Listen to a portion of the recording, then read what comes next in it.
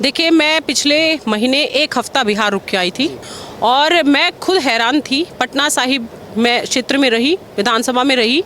मैं बड़ी हैरान थी कि बिहार ने जो रफ्तार पकड़ी है, और मुझे मतलब वो हैरानी पॉजिटिव थी कि कैसे एक बिहार के बारे में बातें होती थी कि अगर कोई वोट कैप्चरिंग की या बूथ कैप्चरिंग की घटना होती थी तो बिहार में होती थी, अगर टूटी सड़कें होती थी तो बिहार की बात होती थी। उस बिहार से आज बिहार बहुत आगे आ गया है। देखिए, आज के समय धीरे धीरे जो जनता ने बदलाव महसूस किया अपने जीवन में, वो तमाम सुविधाएं जो उनको आज मिल रही हैं, वो जब उन तक वो पहुंचती हैं तो सीधा वो माननीय प्रधानमंत्री जी को आशीर्वाद दे रही होती हैं। तो मैं कहूँगी कि ये जो वोटों की चोरी करें, ये दिलों में मोदी जी की सेंधमारी है।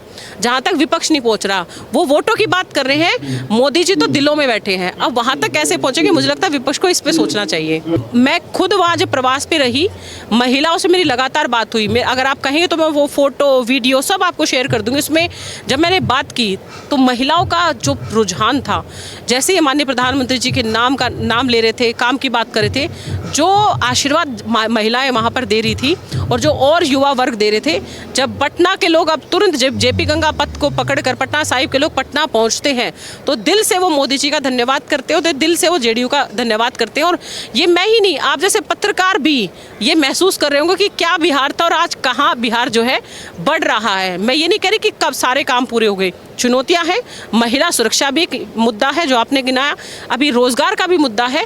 पर मैं कहूँगी कि एक बेहतर मजबूत पथ पर जो है बिहार आ चुका है और बिहार की जनता भी बहुत समझदार है। कि हम बोलते हैं ना कि बिहार के लोगों की जो राजनीतिक समझ है वो बड़ी अच्छी होती है और वो राजनीतिक समझ इस बार फिर से भारतीय जनता पार्टी जेडीयू के गठबंधन के नेतृत्व को चुनने वाली है। इस पर आप जब परिणाम आएगा तो मेरी बात आप पुनः जाके इस रिकॉर्डिंग में देख लीजिएगा। आज जब एक भारत वो था जब हमें आतंकवादी हमला करते थे और निकल जाते थे और सिवाय निंदा के देश को कुछ नहीं मिलता था, और आज वो नेतृत्व है कि आतंकवादी अगर कोई घटना करता है पहलगाम में तो उसका मुंह तोड़ जवाब दिया जाता है। और दिल कैसे जीता जाता है, क्योंकि उस ऑपरेशन का नाम सिंदूर दिया जाता है। ये भावनात्मक लगाव, ये जो जुड़ाव है, ये वही व्यक्तित्व ऐसा सोच कर खड़ा कर सकता है जो इस आम जनता के और लोगों के बीच में जिन्होंने अपना जीवन खपाया है। ये भाव उस माताओं के बहनों को समर्पित करने का सोच भी नहीं सकता कोई, जैसा माननीय प्रधानमंत्री जी की दूरदर्शिता में काम हो रहे हैं। आज जब महिलाओं के जीवन में बदलाव हुए हैं, वो अपने आप को उससे जुड़ा महसूस करती हैं, तो ये बदलाव है इसी हर वर्ग को जो है मोदी जी ने आज लाभान्वित किया है। और इसीलिए मैंने कहा कि उन्होंने दिलों को छुआ है। मोदी जी का काम तो दिखाई दे रहा है, देश को दिखाई दे रहा है, बच्चे को दिखाई दे रहा है।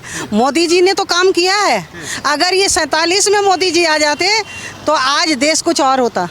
मोदी जी देश को देख रहे हैं, मोदी जी देश की रक्षा कर रहे हैं और देश के लिए अगर काम कर रहे हैं तो नरेंद्र भाई मोदी जी ने जो 11 साल में करके दिखाया, क्यों नहीं कांग्रेस ने करा, क्यों नहीं और पार्टियों ने किया। 1947 में हमारा देश आज़ाद हुआ, क्या हम आज़ाद थे? हम आपसे ही पूछना चाहते हैं, क्या हम आज़ाद थे? आपको नहीं लगता आज़ाद? बिल्कुल नहीं थे। महिला घर से नहीं निकल सकती थी, महिलाएं इतना पर्दा करके घर के अंदर रहती थी।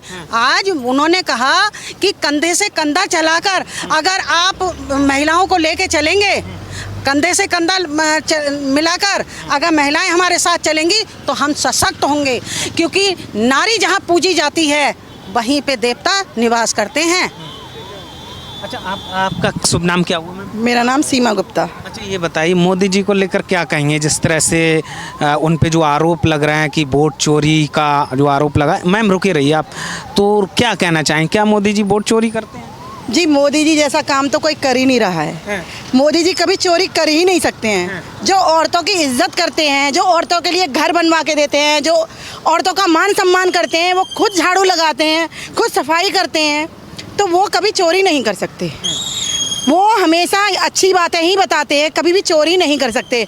जो राहुल गांधी है ना, जो चोर बोलता है ना, उसका परिवार शुरू से ही चोर है और आगे भी वो चोरी बना रहा है और आगे भी चोरी बनता रहेगा। वो उसको इतनी अकल नहीं है कि कैसे बोलना है, किसके बारे में बोलना है और क्यों बोलना है।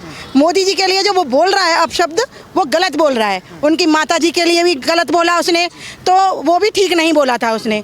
हमारे मोदी जी जैसा कोई नहीं है। नंबर वन मोदी जी हैं और हमेशा रहेंगे और हम उनको हमेशा देखेंगे कि वो आगे आएं और हमेशा इस बार भी मोदी जी दोबारा चुनाव में फिर आएं।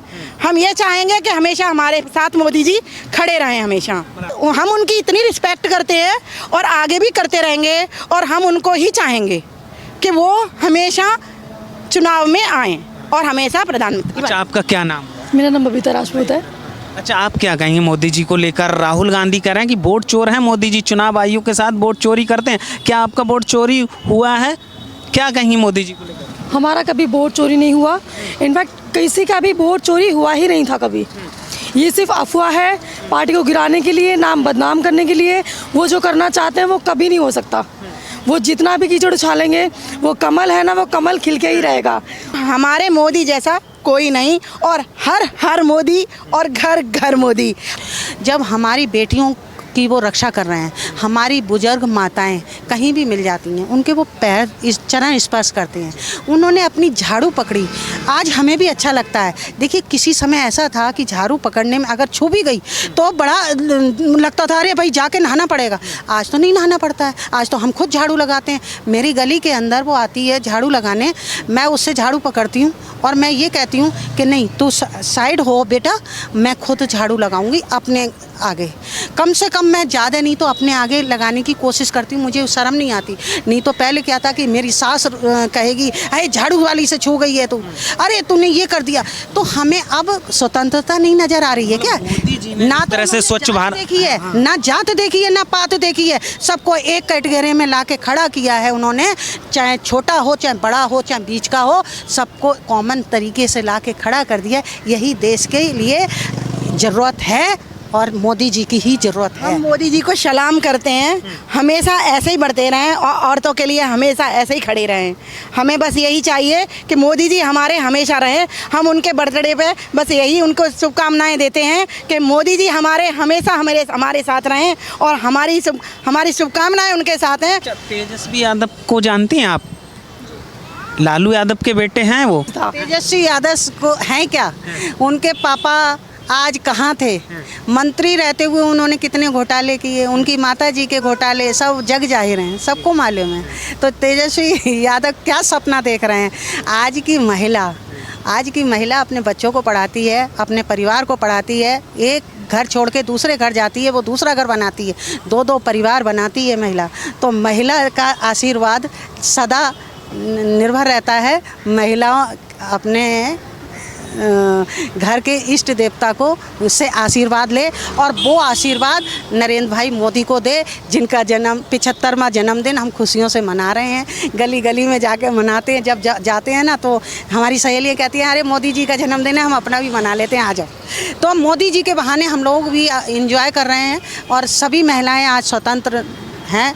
और तेजस्वी यादव सपना देख रहे हैं, राहुल जी सपना देख रहे हैं, वो उनको देखने दीजिए। हम दावे के साथ कहते हैं कि हम वहाँ सरकार बनाएंगे। अच्छा, लेकिन वो कहते हैं कि देश बर्बाद कर दिया मोदी जी ने, बेच दिया, अडानी अंबानी के हित में काम हो रहा है, गरीब जनता के लिए नहीं हो रहा है। 47 से लेकर 2014 तक आपने क्या किया था उसका हिसाब दे दीजिए। आपने क्या किया था? मैंने अभी आपको एक पर्दा करके दिखाया। आज ये पर्दा मुसलमान भाइयों के लिए भी, बहनों के लिए भी हट गया है। 3 तलाक आपने देखा होगा। आज मुस्लिम परिवारों को देखो तो उनके अंदर खुशी है और ये मुस्लिम परिवार हैं जो ज़्यादा से ज़्यादा वोट देते हैं। 3 तलाक ख़त्म किया है उन्होंने ये नहीं देखा कि ये नहीं हिंदुओं के लिए हम काम कर रहे हैं। वो कभी हिंदू का लिए आते हैं कि जी हिंदू और मुस्लिम कर रहे हैं। अरे भैया, मुसलमानों के लिए भी उन्होंने बहुत अच्छा किया है। मुसलमान रोते हैं, कहते हैं हमारे लिए अच्छा किया। मुसलमान बहनों से जाके हम मिलते हैं, वो खुद बताती हैं कि 3 तलाक हटा के उन्होंने हमारे लिए कितना अच्छा किया है। बहनों से आप पूछिए, मैं लेके चलती हूँ आपको। बहनें कहती हैं 3 तलाक जिस दिन से हटा है उस दिन से हमारे पति सीधी रास्ता चल रहे हैं। वो तो कुछ नेता विपक्ष के कह रहे हैं, मैं आखिरी सवाल लूँगा, कुछ विपक्ष के नेता कह रहे हैं कि मोदी जी को अब रिटायरमेंट ले लेना चाहिए, 75 साल के हो गए, अब उनसे देश चलने वाला नहीं है। देखिए, मैं मानती हूँ कि लोगों की सोच हो सकती है ये कि 75 साल में रिटायरमेंट लेना चाहिए। एक राजनीति ऐसा है कि जिसमें जब तक दम हो और जब तक चलते रहना चाहिए, तब तक कुछ छोड़ना नहीं चाहिए। तो लग रहा है मोदी जी में दम है, अभी बची है। क्यों नहीं दम है? अभी वो 5 मिनट पहले आप यहाँ देखेंगे तो 10 मिनट बाद वो आप दूसरी जगह देखेंगे तो तीसरी जगह देखेंगे। इतना अगर दौड़ भाग कर रहे हैं 75 साल में, तो वो 100 साल के भी होके और ऐसी दौड़ भाग करेंगे, हमें उम्मीद है।